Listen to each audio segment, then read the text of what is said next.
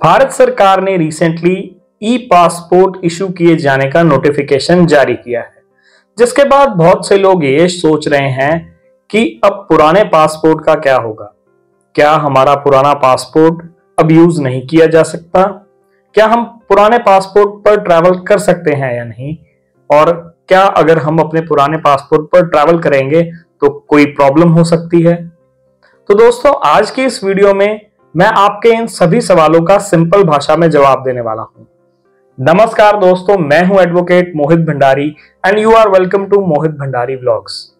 तो चलिए बिना किसी देरी के आज का ये वीडियो शुरू करते हैं। सबसे पहले बात करेंगे कि इंडियन पासपोर्ट सिस्टम में क्या चेंज हुआ है।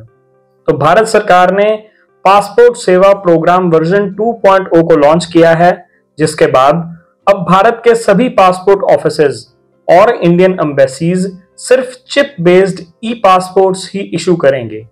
ये एक मेजर अपग्रेड है and it brings India in line with global passport standards. अब सबसे इंपॉर्टेंट क्वेश्चन है कि क्या हमारा पुराना पासपोर्ट बेकार हो गया है? जी नहीं, बिल्कुल नहीं। आपका करंट पासपोर्ट उसके एक्सपायर होने तक 100% वैलिड है। जी हाँ, भारत सरकार ने यह क्लियर किया है कि आप अपना एग्जिस्टिंग पासपोर्ट बिना किसी प्रॉब्लम के इस्तेमाल कर सकते हैं, उस पर ट्रैवल कर सकते हैं और इमिग्रेशन में कोई दिक्कत नहीं आएगी। अब बात करते हैं कि ई पासपोर्ट होता क्या है। ई पासपोर्ट दिखने में तो एक नॉर्मल पासपोर्ट जैसा ही होता है, बस फर्क सिर्फ इतना है कि इसके कवर पर एक गोल्डन चिप लगी होती है। इस चिप में आपका बायोमेट्रिक डेटा, फोटो, सिग्नेचर और पर्सनल डिटेल्स स्टोर्ड होती हैं। ये चिप RFID टेक्नोलॉजी पर काम करती है, जिससे एयरपोर्ट पर वेरिफिकेशन बहुत ही फास्ट हो जाता है। क्या ई पासपोर्ट लेने के लिए कोई स्पेशल एप्लीकेशन फॉर्म भरना पड़ता है? जी नहीं। आप पासपोर्ट रिन्यूअल या फ्रेश अप्लाई करेंगे तो नॉर्मल पासपोर्ट एप्लीकेशन फॉर्म ही भरेंगे, लेकिन अब से इस फर्क सिर्फ इतना होगा कि पासपोर्ट ऑफिस या इंडियन एम्बेसी आपको ई पासपोर्ट ही इशू करेगी, लेकिन इसके लिए कोई अलग प्रोसेस नहीं है। अब पासपोर्ट रिन्यूअल कैसे काम करेगा?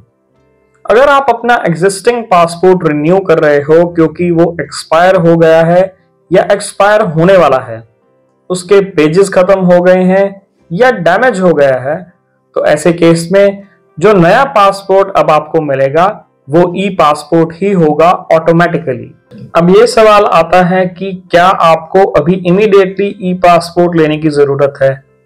तो इसका जवाब है कि अगर आपका एग्जिस्टिंग पासपोर्ट वैलिड है और उसकी वैलिडिटी काफी पड़ी है तो आपको इसकी अभी फिलहाल कोई जरूरत नहीं है।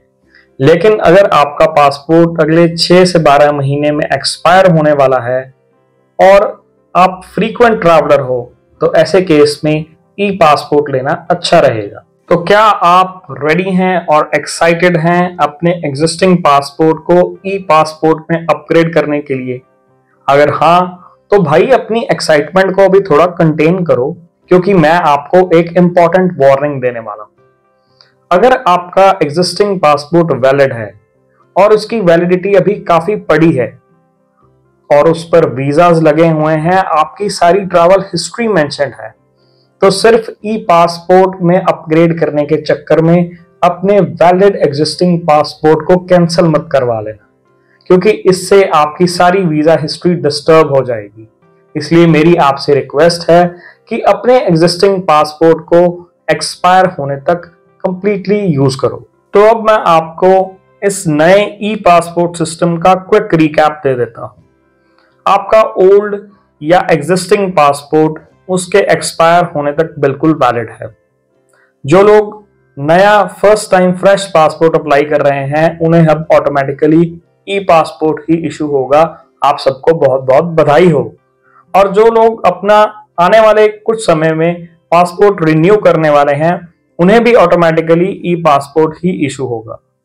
इस नए पासपोर्ट में RFID बेस्ड चिप लगी होगी और जिससे इमिग्रेशन प्रोसेस बहुत ही फास्ट हो जाएगा और इसमें हाई सिक्योरिटी फीचर्स हैं और पूरा प्रोसेस मॉडर्न और अपग्रेडेड है। तो ये इंफॉर्मेशन सभी इंडियन ट्रैवलर्स के लिए बहुत ही यूजफुल है। अगर आपको ये वीडियो यूजफुल लगा तो इसे लाइक जरूर करें, फेलो ट्रैवलर्स के साथ शेयर करें और कमेंट करके मुझे बताएं कि आपका पासपोर्ट कब एक्सपायर हो रहा है। ऐसी ही और इंफॉर्मेशनल और लीगल वीडियोस को देखने के लिए मेरे YouTube चैनल मोहित भंडारी व्लॉग्स को जरूर सब्सक्राइब करें। मैं हूं एडवोकेट मोहित भंडारी और अब मिलेंगे आपसे किसी नेक्स्ट वीडियो में किसी नई टॉपिक के साथ। तब तक के लिए नमस्कार।